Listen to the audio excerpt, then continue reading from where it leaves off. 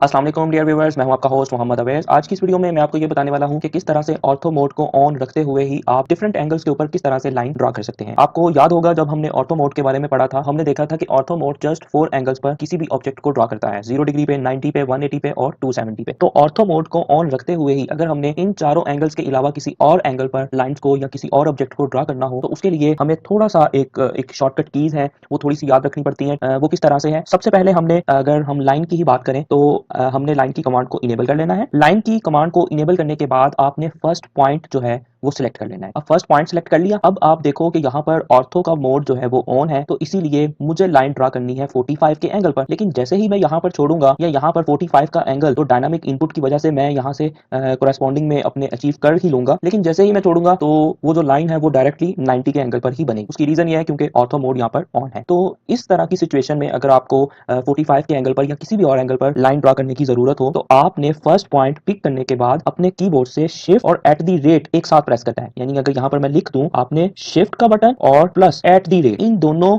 Keys को आपने एक साथ प्रेस करना है। फर्स्ट पॉइंट पिक करने के बाद आपने शिफ्ट और एट द रेट प्रेस करना है। जैसे ही आप ये वाला जो है शिफ्ट और एट द रेट आप प्रेस करेंगे, तो यहाँ पर एक वैल्यू आपसे पूछेगा। अब ये वैल्यू आपने कौन सी लिखनी है? ये वैल्यू आपने लिखनी है लाइन की लेंथ। लाइन लगाना चाह रहे हैं, वो कितनी लेंथ की लगाना चाह रहे हैं। मैं लेट्स सपोज मैं 30 या मैं 50 mm लाइन लगाना चाहता हूँ। अब यहाँ पर आपने 50 लिख के इंटर प्रेस नहीं करना, आपने अपने कीबोर्ड से टैब का बटन प्रेस करना है। यहाँ पर आप देख सकते हो कि आपकी जो लेंथ है वो अब फिक्स हो गई है 50। अब आपने एंगल को यहाँ पर टैब प्रेस करने के बाद आपने एंगल यहाँ पर 45, क्योंकि मुझे 45 पे चाहिए तो 45 प्रेस कर देना है, 45 लिख देना है और साथ ही आपने इंटर प्रेस कर देना है। और यहाँ से आपने एस्केप करके अपने पिक बॉक्स को न्यूट्रल कर लेना है। और अब यहाँ पर आप देख सकते हो कि ऑर्थो मोड ऑन होने के बावजूद हमने एक 45 के एंगल पर लाइन जो है वो ड्रॉ कर ली हुई है। बहुत ईजी वे है, आपको ये नहीं करना पड़ेगा कि आप जो है ऑर्थो मोड को ऑफ करेंगे। और इसके साथ एक और भी बड़ा इसका बेनिफिट है। इसका ये बेनिफिट है कि ये जो लाइन 45 के एंगल पर भी ये जो लाइन लगी है, ये बिल्कुल स्ट्रेट लाइन लगेगी, क्योंकि हमारा ऑर्थो मोड तो ऑन ही है। तो ऑर्थो मोड ऑन हो तो ऑब्जेक्ट हमारा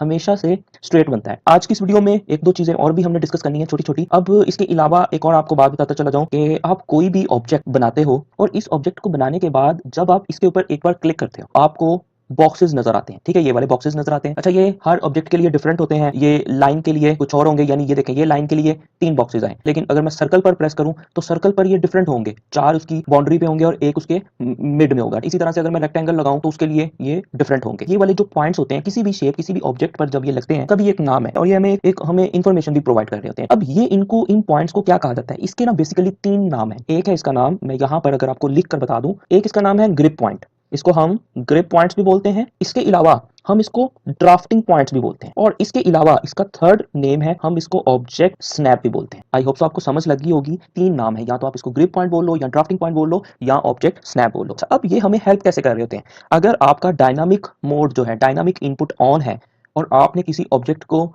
सेलेक्ट किया, तो ये ड्राफ्टिंग पॉइंट के ऊपर अगर आप कर्सर को लेकर आए तो ये आपको उस ऑब्जेक्ट की इंफॉर्मेशन दिखा रहा होता है। जैसे कि अभी आप अपनी स्क्रीन पर देख सकते हैं कि ये जो लाइन थी, इस लाइन पर, इस लाइन के ड्राफ्टिंग पॉइंट पर मैं अपना कर्सर लेकर आया तो ये मुझे बता रहा है कि ये जो लाइन है ये 78.1078 mm की है और ये 180 के डिग्री के एंगल पर लगी हुई है। इसमें ये जो सेंटर वाला पॉइंट होता है, ये इस ऑब्जेक्ट को मूव करने के लिए यूज होता है। अगर आप इसके ऊपर क्लिक करके अपने माउस से ड्रैग करें तो आपका ऑब्जेक्ट मूव हो जाएगा। तो ये देखेंगे, मेरा ऑब्जेक्ट मूव हो गया। इसी तरह से सर्कल में भी ये जो सेंटर पॉइंट है, इसके ऊपर आपने क्लिक किया और यहाँ पर आप इसको कहीं भी लेकर आए तो ये मूव हो जाएगा। लेकिन इसके अलावा अगर आप ये जो साइड्स वाले पॉइंट्स है लाइन के, इसको अगर आप यहाँ पर सिलेक्ट करें और इसको इस तरफ मूव करना चाहे तो आपकी जो ये लेंथ है ये बढ़ना शुरू हो गई है। पहले जो ये लाइन लगी हुई है वो 78 की लगी हुई है। अब यहाँ पर ये मजीद मैं इंटर करता जाऊँ, इसमें 15 पॉइंट्स मैंने और ऐड कर दिए तो ये 93.72 की, अब वही वाली लाइन जो है उसकी लेंथ यहाँ पर बढ़ गई है। इसीलिए यहाँ पर ये लेकर आ रहा हूँ ना, तो यहाँ पर लेंथन एंड स्ट्रेच आ रही है। स्ट्रेच क्या करता है? स्ट्रेच इसके ऑपोजिट है कि इसमें आप लेंथ छोटी कर सकते हैं। वो देखिए, आपकी जो एक्चुअल लेंथ थी 93 है, लेकिन आप जैसे ही इनसाइड मूव करना शुरू कर दें तो ये आपकी लेंथ जो है 68 हो गई। ये हमने इसको स्ट्रेच कर दिया। तो ये ग्रिप पॉइंट्स, ड्राफ्टिंग पॉइंट्स या ऑब्जेक्ट स्नैप हमें इस तरह से हेल्प कर रहे होते हैं कि एक तो हमें जो ऑलरेडी ऑब्जेक्ट्स बना हुआ है उनकी इंफॉर्मेशन बता रहे होते हैं, और इसके अलावा ऑब्जेक्ट्स को अगर हमने उनका साइज इंक्रीज या डिक्रीज करना है, यानी लेंथन या स्ट्रेच करना है,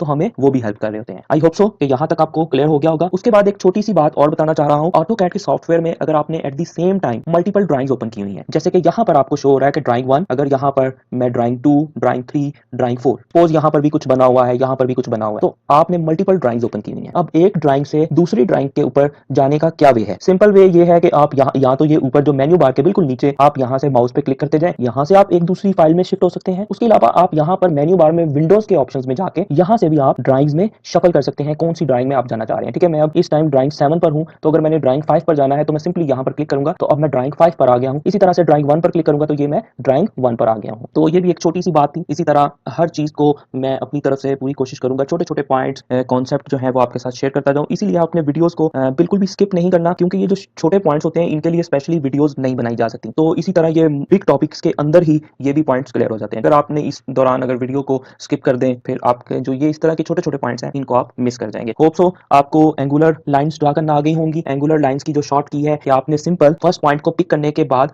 आपने shift plus at the rate press कर देना है। उसके बाद आपने लाइन की लेंथ को लिखना है। लाइन की लेंथ को लिखने के बाद आपने अपने कीबोर्ड से टैब का बटन जो होता है उसको प्रेस करना है और फिर आपने एंगल्स की वैल्यू को लिखना है और देन आपने एंटर करना है। इस तरह से ऑर्थो मोड ऑन होने के साथ साथ आप किसी भी एंगल पर लाइन ड्रा कर सकते हैं। इंशाल्लाह नेक्स्ट वीडियो में मिलेंगे जूम कमांड के साथ, और नेक्स्ट वीडियो में मैं आपको बताऊंगा कि आपने माउस को कैसे यूज करना है ऑटोकैड में। नेक्स्ट वीडियो को देखने से पहले आपको ये मैं कहूंगा कि आप एक मैनुअल माउस ले लें। अगर आप लैपटॉप यूजर हैं तो जो लैपटॉप का माउस होता है वो ऑटोकैड में आपको हेल्प नहीं कर सकता। माउस बहुत इंपॉर्टेंट है ऑटोकैड में स्पीडली काम करने के लिए। वैसे तो उस जो लैपटॉप का माउस है उससे भी काम हो जाता है, लेकिन वो स्पीड नहीं बनेगी। नेक्स्ट जो वीडियो होगी उसमें मैंने आपको जूम कमांड बताना है, तो जूम कमांड के लिए आपके पास मस्ट एक मैनुअल माउस होना चाहिए। उम्मीद करता हूँ नेक्स्ट वीडियो तक अगर आपके पास नहीं है तो आप अरेंज करके रखेंगे। इंशाल्लाह मिलेंगे नेक्स्ट वीडियो में, तब तक अपना ख्याल रखिएगा। अल्लाह हाफिज।